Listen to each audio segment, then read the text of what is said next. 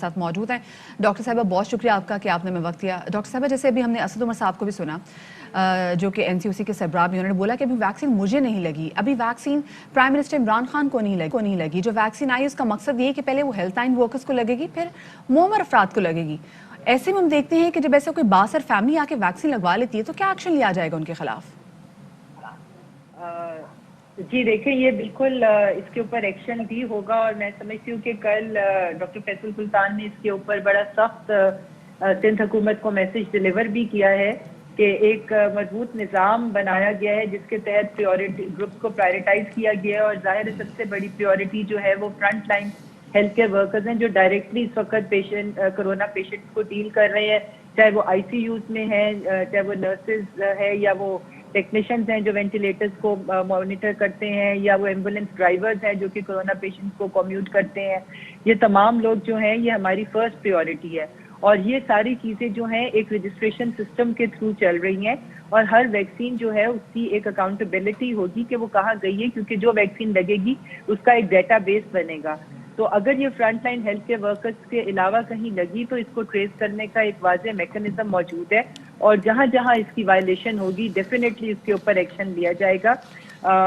فی الحال تو یہ ہے کہ سندھ گورنمنٹ نے بھی اس کا نوٹس لیا ہے، اور جس طرح آپ بتا رہے ہیں کہ انہوں نے ان کو سسپینڈ بھی کر دیا ہے، تو میرا خیال ہے کہ یہ ایک ایگزامپل کافی ہونی چاہیے. باقی ملک میں جتنے بھی وی آئی پیز اگر کوئی رانگ وے سے ویکسین کو لینے کی کوشش کر رہے ہیں تو ان کو یہ کلیئر میسج چلے جانا چاہیے کہ ایسا پاسبل نہیں ہو سکے گا. جی یہ بالکل بات سمجھ میں آتی ہے. اچھا اب یہ بتائیے گا، چلیے سندھ سے تو یہ معاملہ سامنے آیا ہے، کیا ایسا امکان ہے کہ یہ معاملہ دوسرے صوبوں میں بھی ہو رہا ہو، کیونکہ وی آئی پی کلچر پورے پاکستان میں موجود ہے؟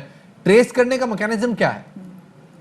دیکھیے جی، یہ ساری ویکسین جو اس وقت لگ رہی ہیں وہ ان لوگوں کو لگ رہی ہیں جنہوں نے جو ہمارا نمس کا سسٹم تھا، نیشنل امیونائزیشن مینجمنٹ سسٹم، اور اس کا ایک ریسورس مینجمنٹ سسٹم تھا جس کے اوپر رجسٹریشنز کی گئی تھیں ہیلتھ کیئر ورکرز کی. اس پہ صرف اور صرف اس وقت تک front line health care workers کی رجسٹریشن ہوئی ہے، اور اس کے تھرو ہی لوگوں کو آئیڈینٹیفائی کیا گیا ہے، اور یہ ڈیٹا پورا مینٹین ہو رہا ہے. 1166 پہ ان لوگوں کو انفارم کیا جاتا ہے کہ ان کا کون سا سینٹر ہے، انہوں نے کہاں پر آنا ہے اور کہاں ان کو لگنی ہے، اور ہر ویکسین کی جو ہے وہ اس کی باقاعدہ پورا ریکارڈ مینٹین ہو رہا ہے کہ وہ کون سے سینٹر میں کتنی یوز ہوئی ہیں اور کہاں کہاں پر استعمال ہوئی ہیں.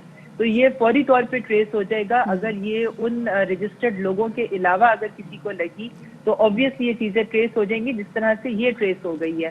تو میں امید کرتی ہوں کہ یہ ایسے نہیں ہوگا، اور جو حقدار ہیں اور جو ہمارے فرنٹ لائن کے واریئرز اور سولجرز ہیں جن کا حق ہے یہ سب سے پہلا انہی کو ہی ملے گی. اچھا ڈاکٹر صاحبہ، جیسے وفاق کی جانب سے صوبوں کو تو ویکسین دے دی گئی ہے، اور جیسے اسد عمر صاحب نے بھی کہا کہ جو ویکسین لگانے کا جو پروسیس ہے یہ پروونسز کے انڈر ہے، لیکن اگر ہم ایسے ہی دیکھیں کہ اگر باقی صوبوں سے بھی کوئی ایسی اطلاعات موصول ہوتی ہیں کہ بااثر افراد کو ویکسین لگا دی گئی جو کہ ینگ بھی ہیں، جو کہ ڈاکٹرز نہیں ہیں، صرف اس وجہ سے بیکاز وہ اچھی فیملی سے آ رہے تھے ان کو ویکسین لگ گئی اثر و رسوخ کی بنا پر، تو کیا پھر یہ معاملہ وفاق اپنے کنٹرول لے لے گا ویکسین لگانے کے پروسیس کو؟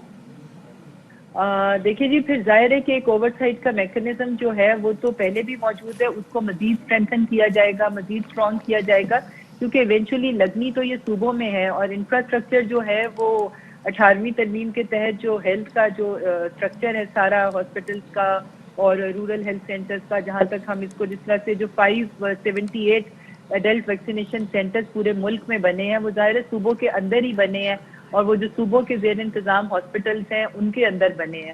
تو مانیٹر تو اس کو ظاہر وفاق جو ہے وہ ان سینٹرز کو دور سے بیٹھ کے کنٹرول تو نہیں کر سکتا، مگر اس کے اوپر ایک اسٹرانگ چیک اینڈ بیلنس جو ہے تھرو ڈیٹا سسٹم جو ہے وہ مینٹین کیا جائے گا.